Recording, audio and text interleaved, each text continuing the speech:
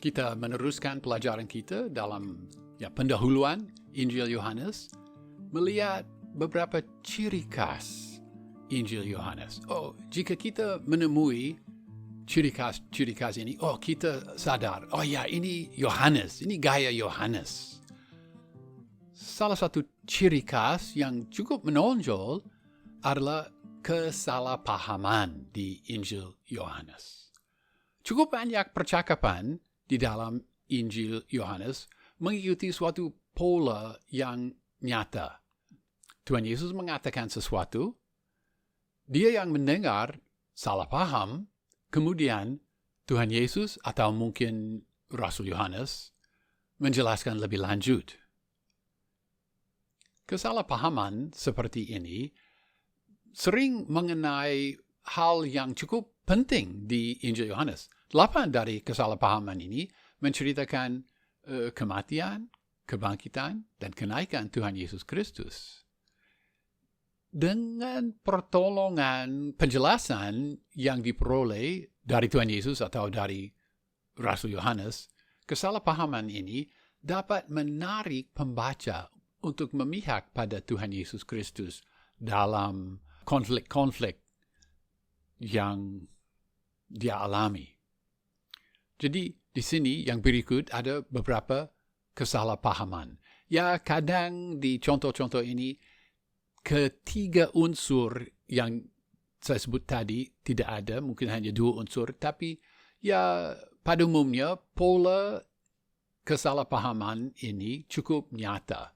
Jadi ada di dalam pasal 2 ayat 19 sampai 21, ya mengenai bait Allah sebenarnya maksudnya tubuhnya sendiri.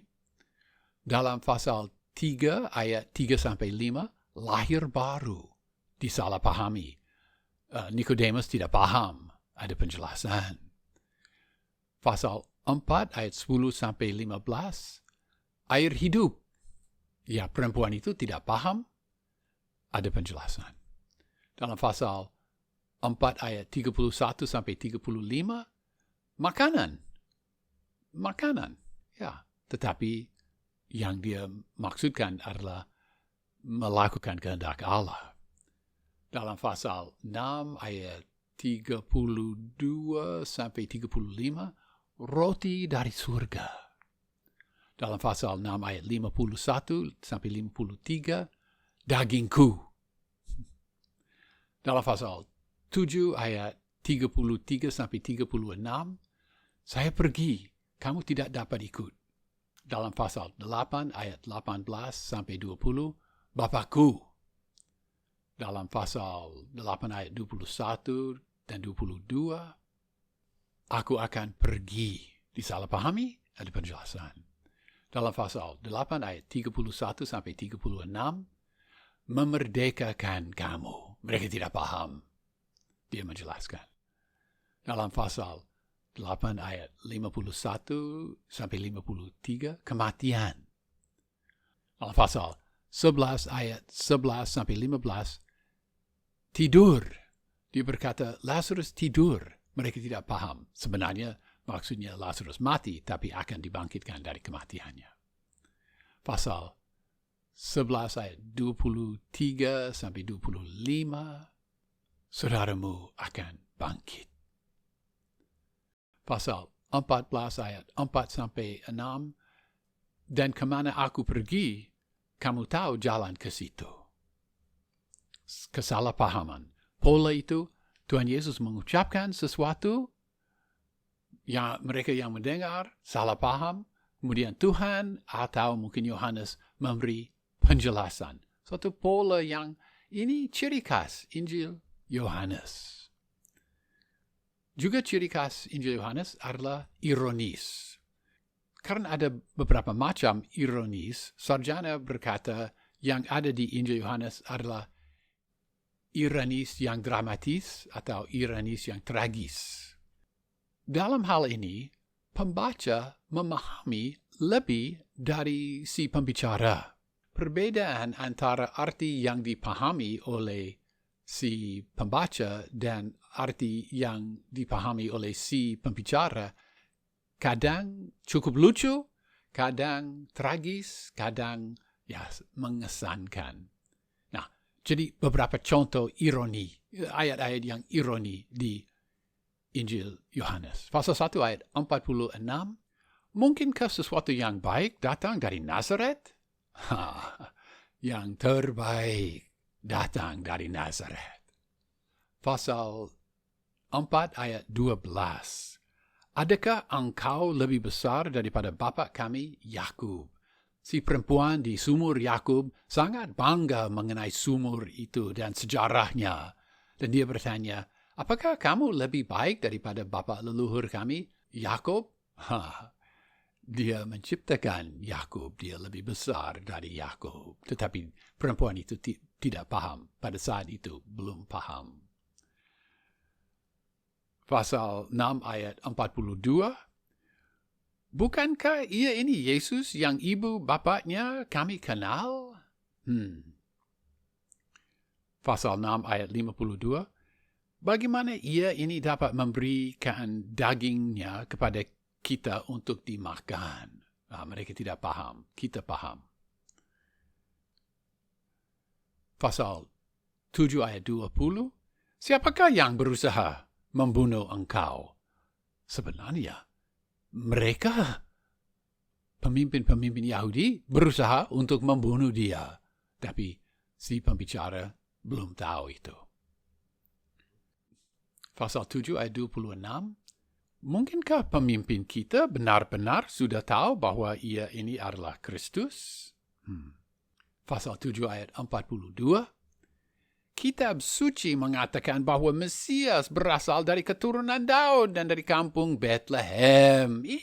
Jelas ini bukan Mesias karena dia dari Nazaret. Kita tahu, karena kita membaca Injil Sinoptik, kita tahu bahwa Tuhan Yesus sebenarnya lahir di kota Daud, Bethlehem. Mereka tidak tahu.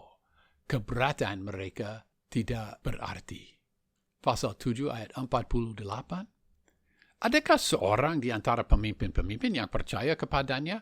Atau seorang di antara orang-orang Farisi? Kita tahu mengenai Nikodemus.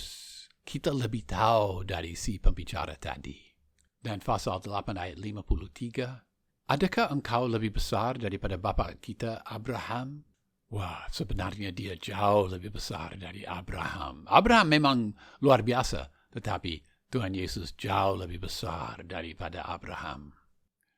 Pasal 10 ayat 33. Engkau sekalipun hanya seorang manusia saja menyamakan dirimu dengan Allah?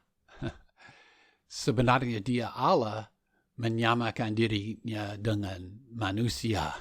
Dia menjadi manusia. Mereka berkata, kamu manusia yang mau menjadikan dirimu menjadi Allah, tetapi sebenarnya dia Allah menjadikan dirinya menjadi manusia. Kira-kira lah.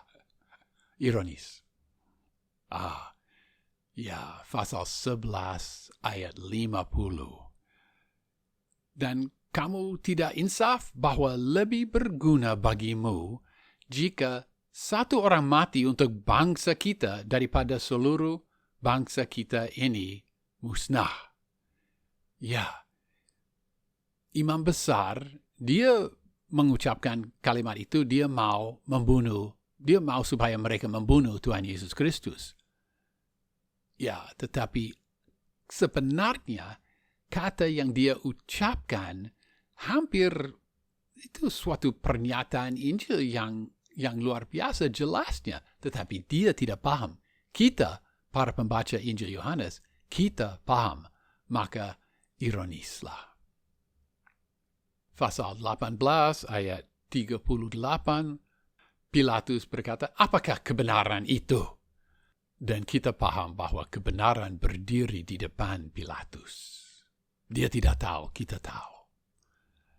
Dan pasal 19 ayat 14, inilah rajamu. Itu Pilatus menghina mereka dan menghina Tuhan Yesus Kristus. Dia tidak tahu bahwa sebenarnya dia raja bangsa Israel dan raja atas segala raja. Dan juga dalam pasal 19 ayat 2, mereka menghina dan mengejek Tuhan Yesus, memasang mahkota duri dan memberi dia kain ungu dan seolah-olah menyembah dia sebagai raja. Wah, itu sangat ironis.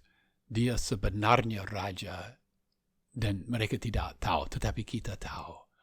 Jadi ini contoh-contoh keironisan di Injil Yohanes. Kadang ayat-ayat ini lucu, tetapi semuanya menolong si pembaca supaya si pembaca memahami bahwa musuh Tuhan Yesus Kristus tidak paham kebenaran. Dan ini membesarkan, menguatkan hati si pembaca untuk memihak dengan Kristus.